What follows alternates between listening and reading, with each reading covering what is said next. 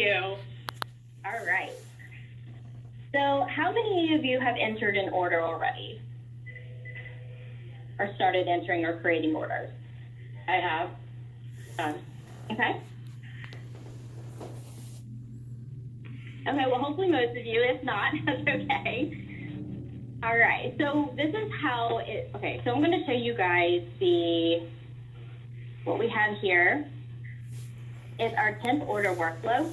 Most of these, or all of these workflows are going to be located on the TRN community. So you go to Our People, you'll go to TRN Workflows, and since we're working with orders today, this is where you're going to find all the most current and updated workflows that we have with orders. So if you ever get lost or if you ever get stuck, obviously please reach out to the Learning and Performance Department, but we also have these workflows available, and we also have training tips available. So when we get a customer who calls or sends us an email, immediately, what is the first thing we're going to do?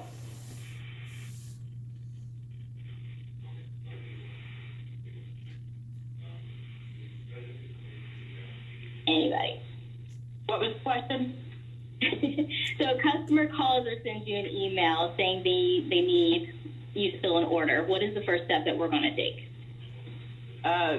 After we talk to the customer and figure out what their needs are, then we'll create the order. Okay, perfect. So what we're going to do is we're going to go to Avionte. We're going to search for our customer using under the main tree here under the customer, and we're going to search for them using the search criteria here. So we are at our customer site, our customer record. So there's two different ways to do this. So like I said before, if you have a customer and you're constantly filling orders for them, the best thing to do is create that master template. So most of you may already have this, and those of you who don't, you just go to View Temp Orders. You're going to go to this Order Status column, in this little drop down here, and it'll show you all the order statuses that you have. So we're going to go to Master.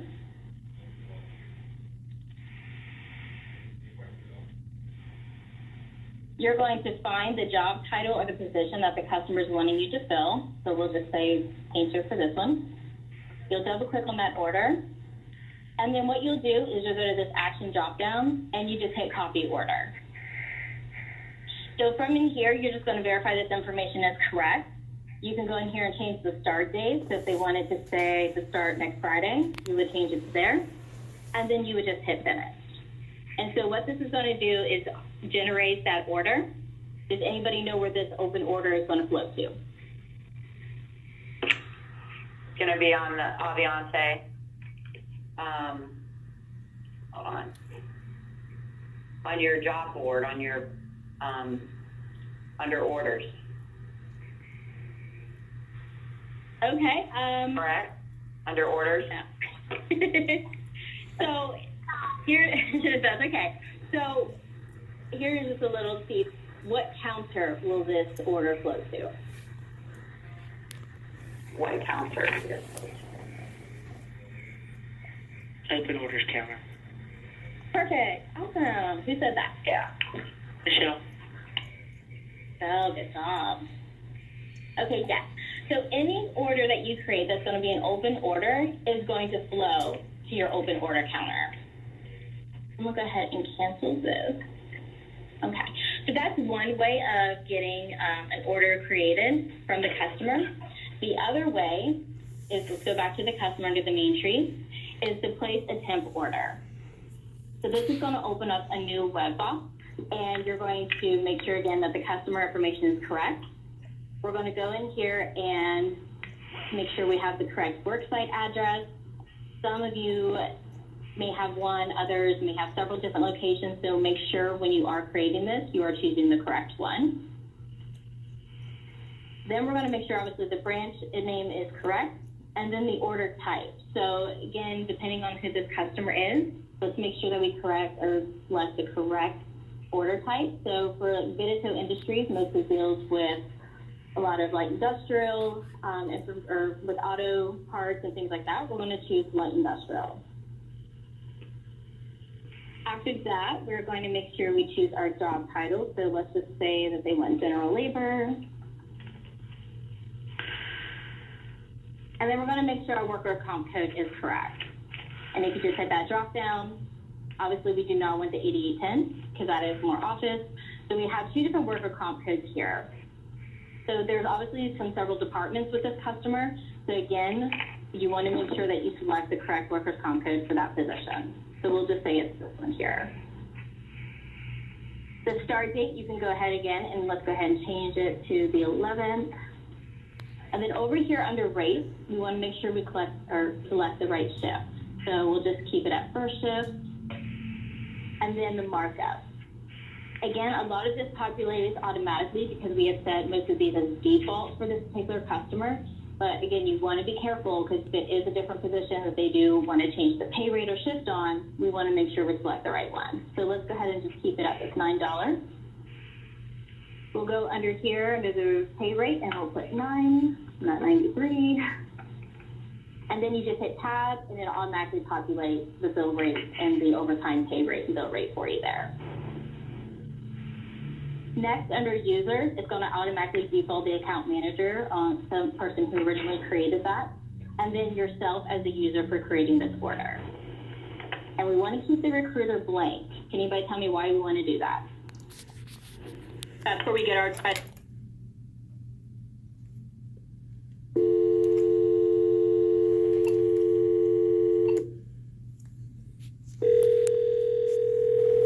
Welcome to Ready Access by CenturyLink. Please enter your access code followed by the pound sign.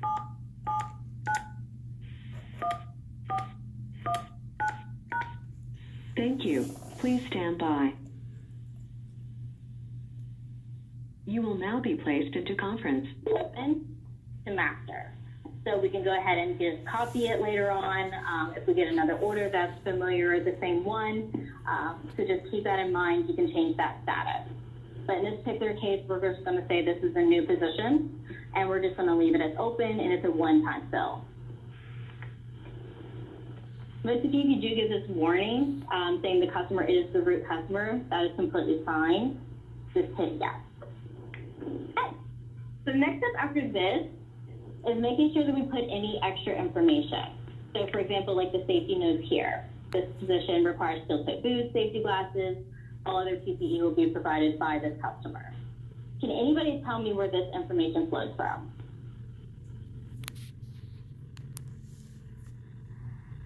flows from or flows? Yeah. It's a trick question. Yeah, it'll flow over to your assignment fee as well as in the customer orders. You can view it. Okay, yes. So when we make sure we're creating or setting up our customer records, this is where it's going to automatically default. So if we're not putting the correct information under our customer record, we're going to have to constantly keep adding this information in ourselves instead of just having it flow through.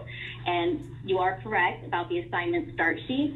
So once we actually assign a candidate to this particular order, this information will flow to that start sheet, and that's going to help set your guys' candidates up for success. So we want to make sure we try to do that. The next step after that is putting in your job description. So I want to let you guys know, out in the community, we also have a job posting training tip. Really is a big deal with these job postings. So it's already set up for you in the correct format. It gives you detailed instructions on what you need to add to this job posting, like 3 or 6 duties, 3 or 6, benefits that we want to put in there. Make sure that you guys are utilizing that, because that will help you guys, again, set yourselves up for success so you guys can get some really good quality candidates through the door. So this is where you would go in and post that. I'm just going to leave it at general labor for now. Just please ignore that, okay? So then we're just going to hit finish. And it automatically will take me to my order. So if you notice, it jumps from the customer record, and now it says the order. So now we're there. So this, where you can go into from here, is you can go ahead and edit your order if you need to. So say the customer wanted to add some extra things in there, or they decided the pay rate is now $9.50. Okay, so we need to go in there and just make those adjustments. So any questions about creating an order?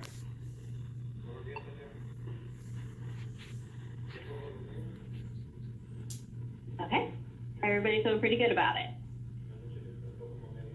Awesome. All right. Hi, as a heads up, this is Phyllis, and I'm trying to get on the screen. I'm listening, taking down notes, but apparently my Adobe will not update, so I'm not on the screen, but I'm listening. Oh, so just wanted to give you a heads up. Yeah. Is it Monday? I don't know. Did you copy your link and put it on your local desktop? No, I have not tried that. Yeah, just try that and see if that'll work. Okay. Okay, awesome. All right, guys. So the next step after we have an open order, what are we doing? Trying to fill the order. Sourcing. Sourcing. Okay. Where are we going to start? Our own database. Awesome. Good job. So, of course, we have this huge database filled with all of these candidates in our system. So we're going to utilize them. So we want to make sure that we're going to be going to which subtree are we going to be utilizing and start working this order from.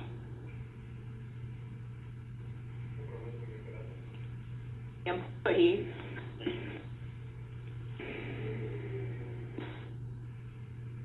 Okay, yeah. So we're going to go start by using our advanced search.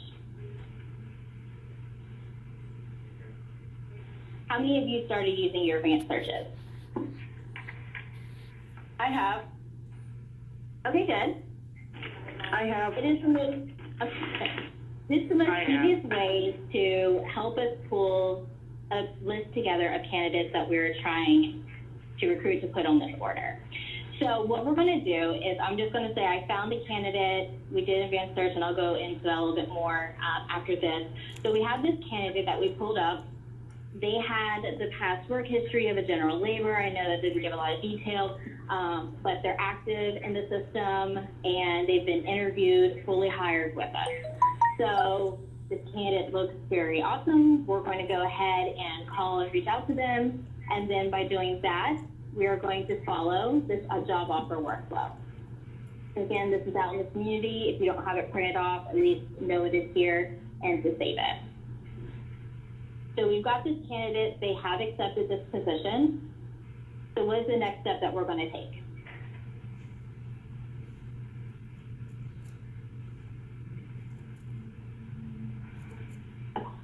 So we're going to add this candidate to the order subtree. So I'm going to go back over here to the main menu to my order, and I haven't touched anything, so it's still here. I'm going to go to the candidate subtree, and then I'm going to add current employee. Are you sure you want to add? Yes. So it automatically will go ahead and populate the C status as a candidate for this particular employee. So utilizing the candidate subtree really is the most efficient way to work an order. So it allows us to be organized, a way to track where we stand with the candidate for that order, and it also easily allows us to demonstrate and document our progress, so for our team and for our customer. So if you guys are out for some reason, you've added this candidate in there, another team member can go in and they can give that customer an update or a status and start helping you by working that order. It allows us, the candidate subtree also allows us to easily log messages. It automatically links the messages to the employee, the order, and the customer record. And I can't stress enough how important that is for us to have that information all linked together. So I'm going to do a quick demo of the candidate subtree.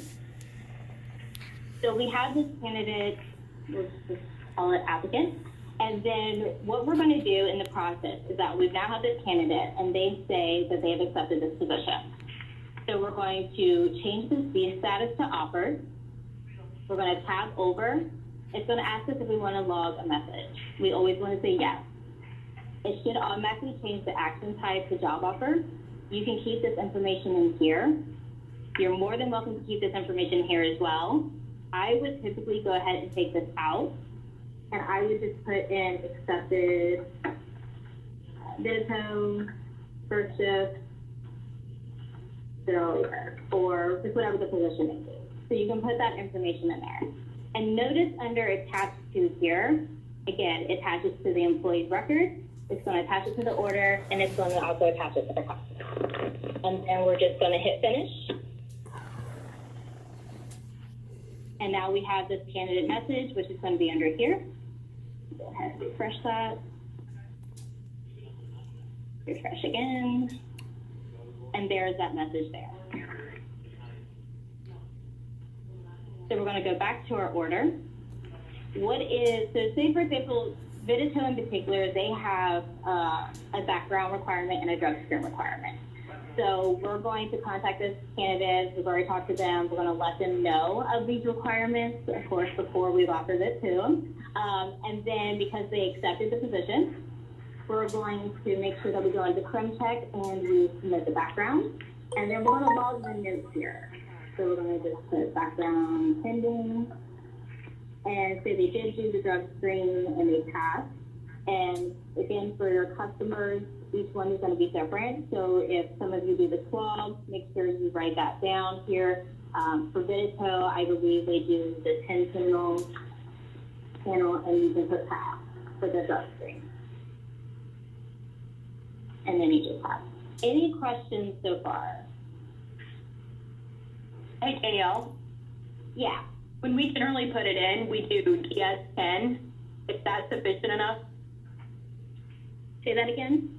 When we go in and put down that we did the drug screen and everything, we log it as DS10 and then pass or whatever the situation is. That's acceptable. Yeah, correct? that's fine. Yeah, that is fine. I know there's not a lot of space here, so that is perfectly acceptable. We just need to know that if this particular customer is requiring a background and a drug screen, we need to document it here. So as of you, most of you know, we are no longer logging those messages under the employee record. Okay. So can anybody tell me what the next step is after we've done that? Wait for their background. Okay. So I guess I should have asked a different question, but that's okay. So yes, we have, say for example, we have their background that came back and they passed their drug screen. So everything looks good for this candidate. So now what we're going to do is change this view status. What are we going to change it to?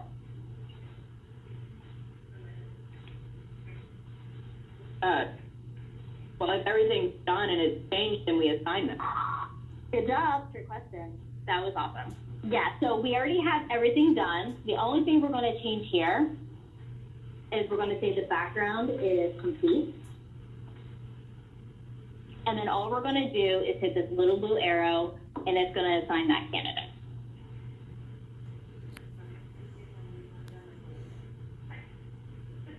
There we go. Okay. And so it'll pop up with a new web box. You're going to make sure all this information in here is correct. We're going to make sure it says the first shift. Our start date is showing of 1/11 is what we chose. We're going to make sure the pay rate does reflect the new change of the $9.50. And then down here under recruiter, that is where we're going to put our username. If you are the one who has worked this order, you're the one who offered the candidate this position, so now you're the one who is the recruiter and you're assigning them. And then we're going to hit next. Okay, so good. This is a good example. So a lot of these warnings here, it's going to tell you the branch doesn't match, so make sure we pay attention to this. And for this particular position, again, this is a training. This candidate does not have a valid direct deposit. So then, of course, we're going to go back into that employee record, make sure we set them up with a direct deposit or a global cash card, and then we'll just go back in here and reassign them. So in this particular case, after we've assigned them, I'm going to hit cancel. This view status is going to change to assign. And then you are completely done with that candidate as far as filling your order. Any questions with that?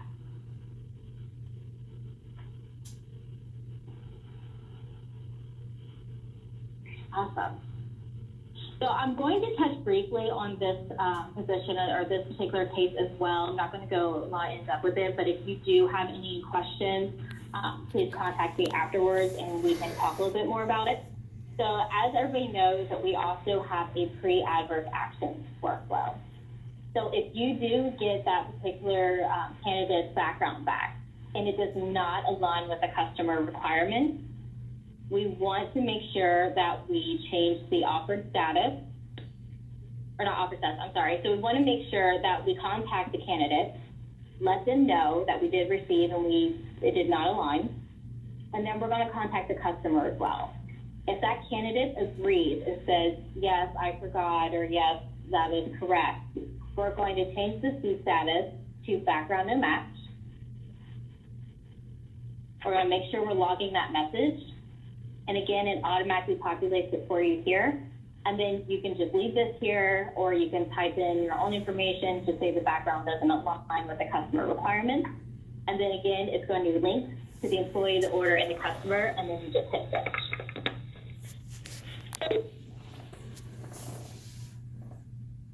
Any questions about that part? Don't forget that we have to make sure that even if they do not dispute it, or if they do dispute it, we still have to run that pre-adverse action through crim check, okay? Does anybody have any questions about that? Can anybody tell me, if a candidate does dispute a background, how many days do they have to dispute it? 5 days. 5. Awesome. You guys are so good. And what do we do with that order while the candidate has time to dispute it? Nothing. Right. It's on hold. We do not offer it to anybody else. That's why it's super important to let that customer know that if the candidate does decide to dispute, that we do have to hold this order open. Any questions about that? Okay. So again, cannot stress enough, please use these C statuses here, and we are in the process of creating a training tip or a C status chart. So hopefully we'll have that accomplished and completed, and we'll be sending it out and posting it on the community. So just like your most commonly used message action type chart, these are the most commonly used C status types that we're going to be using. So I know there's a lot of information, a lot of different statuses listed in here, but we're going to make sure we provide the correct ones, the ones that you guys are going to be using on a daily basis. So we'll keep you posted on that. So before we jump into advanced searches real quick, does anybody have any additional questions? Like I said, if not, please reach out to me after and we can do some one-on-one training, or I can review a couple of things with you if you need it. Okay.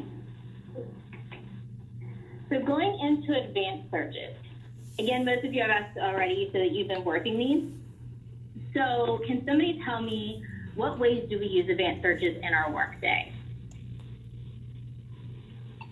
To look for the qualified candidate that has the skill level, the work zone area from where they want to work within that work order. Okay, yes. And who said that? Jacksonville. Okay. All right. Anybody else? What do you use advanced searches for?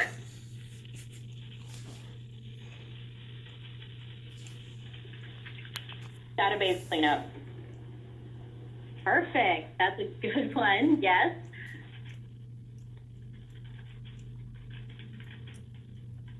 Does anybody use advanced searches for sending out mass email? Yes, we do in Shorewood. This is Allie. Awesome. It's also good to use in our new text recruit. Yes, I was we going do to it. jump in on that. I was going to say text messaging, but I'm like, wait, we have text recruit. So yeah, we have that. What is one other one? There's one I'm just waiting to hear. Most of you may have used it. If anybody from Hillsborough on the call, do you know what we use advanced searches for?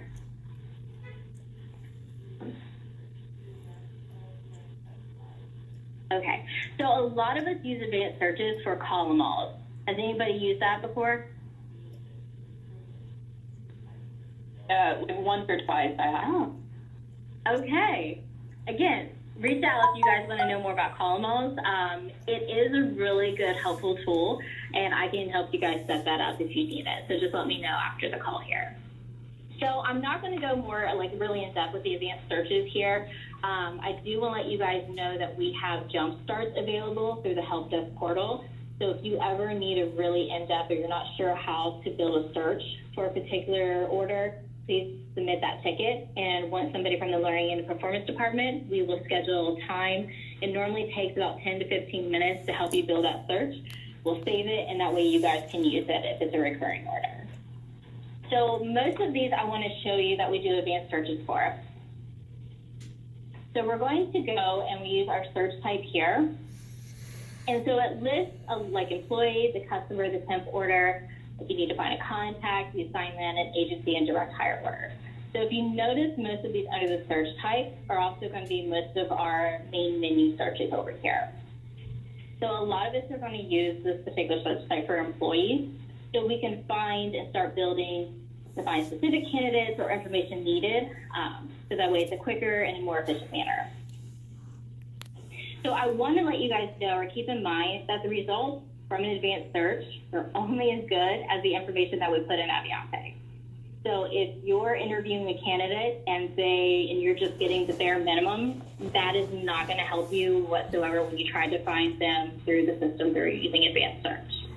So when we do our interviews, let's try to be as descriptive using a lot of keywords, so that way it can help us later on in the future.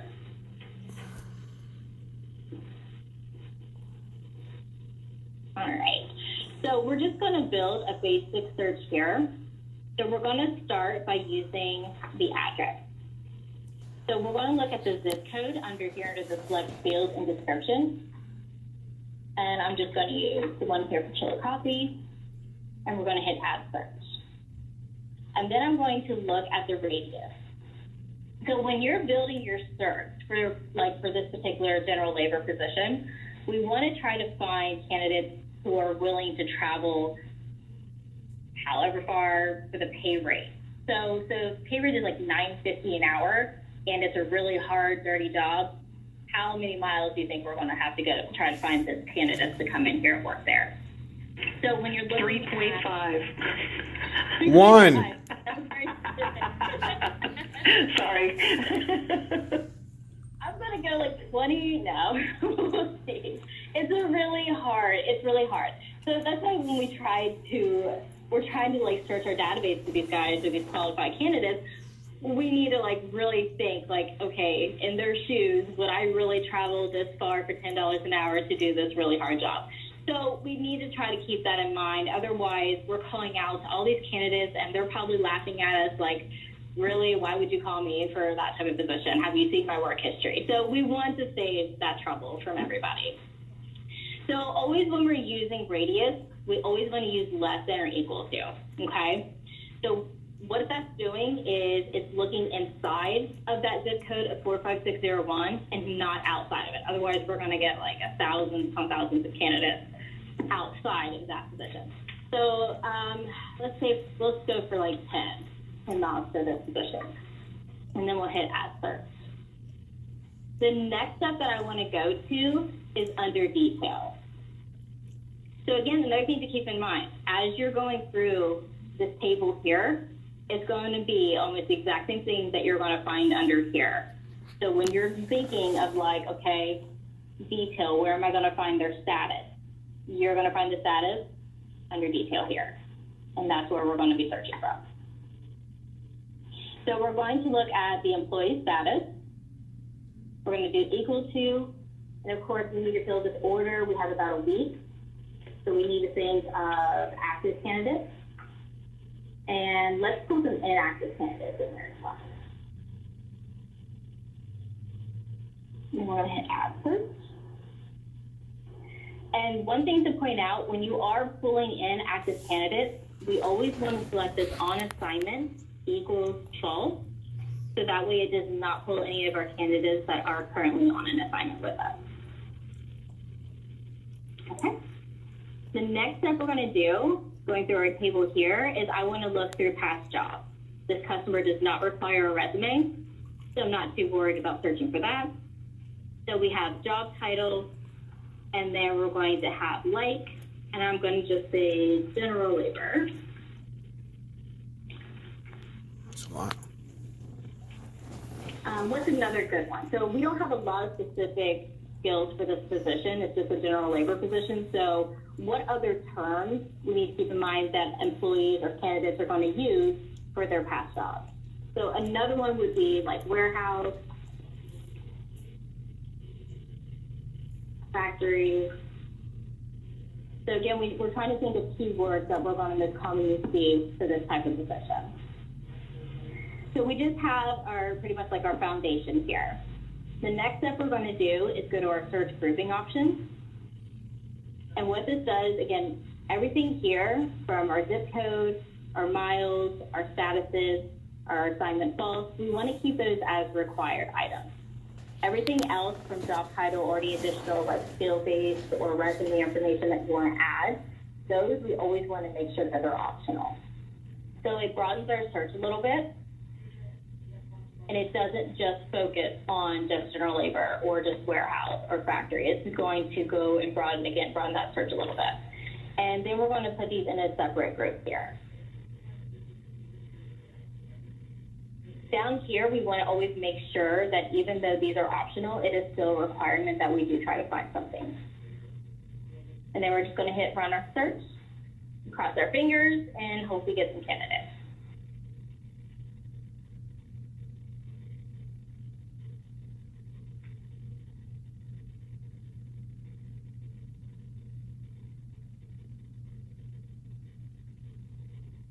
$369 candidates. Wow. All right. So we can go ahead and break this up a little bit. So we can go ahead and search by active. We have 14 active candidates. So if you click on each one of these, down here under match values, it tells you exactly what they met our search criteria. So this person is active, they're not on an assignment, they have a job title of general labor. This candidate also has that particular position, general labor. So this one here has factory, various factory positions, general labor. So you can double click on these candidates through that advanced search and it'll take you right to their application. So you guys can go through, go to their past jobs and get a little bit more information about this candidate. Any questions so far about this?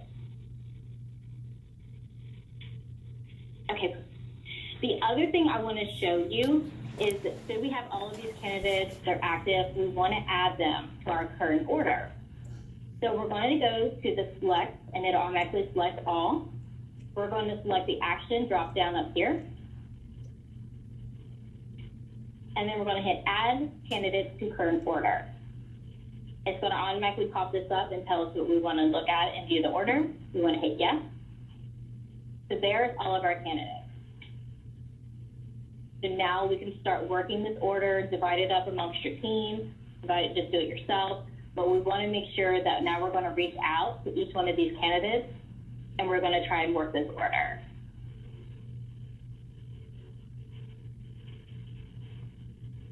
The next step that I want to do is I want to go back to the search setup, and I want to make sure I save this search. So that way all I have to do is go back in here and just click on it. It automatically pulls the same information that we already have built here, and then it automatically pulls a new list of candidates. So we'll just go to save share. I'm going to name it general labor Vidito.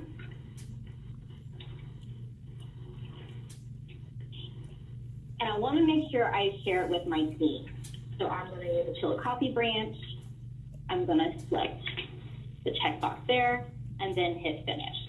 So now again, if I'm out, all they have to do is open up their advanced search, go to this drop down here, find that particular title, and then it'll build the search for them.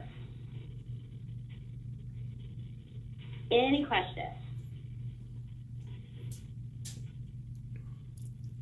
Okay, I just want to show you just a couple more things here.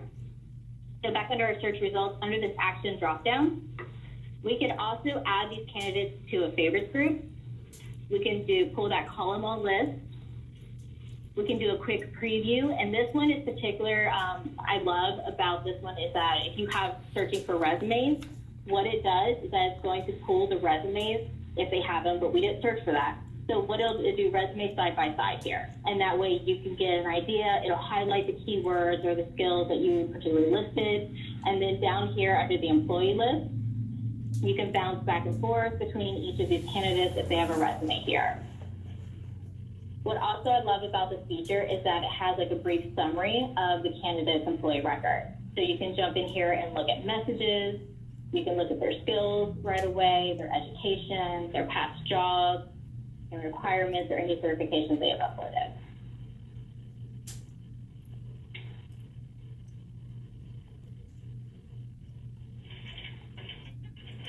The other thing is sending that mass email. So again, by selecting all the candidates here, you can do send email. This particular candidate out of 14 does not have one set up. We're going to hit proceed.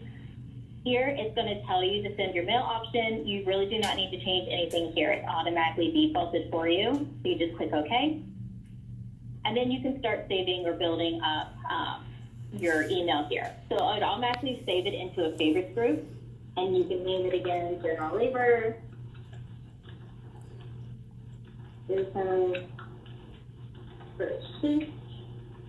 Over here, you can add your other branches if you wanted to.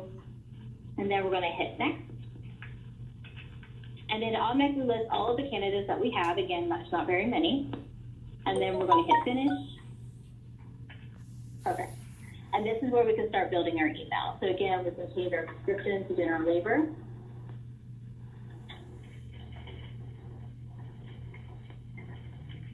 If there's any attachments that you want to send to this, if there's like flyers or maybe referral bonuses that you guys want to add, you can go ahead and attach them here. We're going to hit next.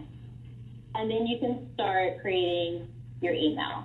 You can do immediate openings, first shift, you can list the pay rate, all kinds of information that you want to put in here.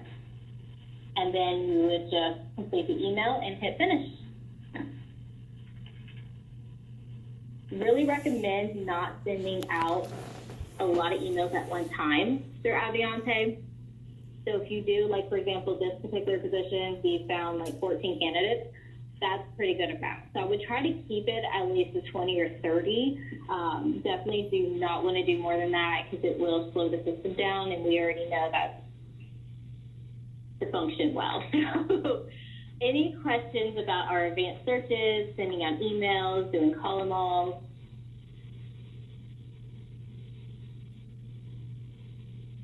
Okay, awesome.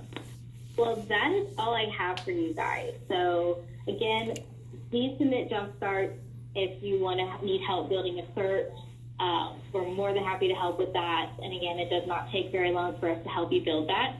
But we also have the help desk portal for training as well. So if you want additional training on anything particular, just go up to that help desk portal, submit training, and it'll give you a list or a category of topics that we can go over with you, and we can schedule a one-on-one time with you for that as well. Okay, so if nobody has any questions, thank you guys again for jumping on this call.